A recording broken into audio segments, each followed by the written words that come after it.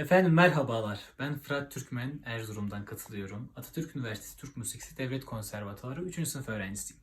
Sizlere seslendireceğim eser Aşkın Ezeli, Aşka İlhami Hüdadır eseri. Teşekkür ediyorum. Ey aşkın ezeli aşıka ilhami hüdadır. Bir neşve nümadır aman aman. Ta ki gönül şehrine pir nur-i ziyadır.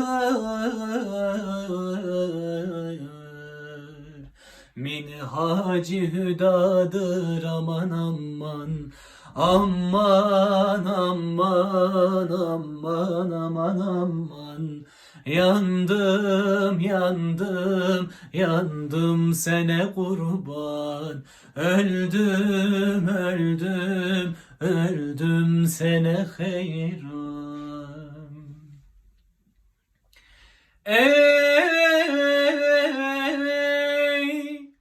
vaiz beni tan eylemek mescide gelmez. Rahi hakkı bilmez aman aman. Ben mutefikim köşe meyhane banadır. Mescitte sanadır aman aman.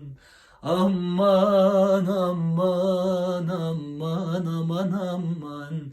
Yandım yandım yandım sene kurban. Öldüm öldüm öldüm sene hayran. Ey emrah kuru laf istemez, illa hüner ister. Yani dürer ister aman aman. Hakki derece manada gerçi fukaradır. Ama şu eradır aman aman. Aman aman aman aman aman. Yandım yandım yandım sene kurban. Öldüm öldüm öldüm sene hayran.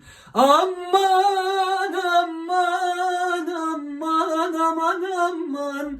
Yandım yandım yandım sene kurban. Öldüm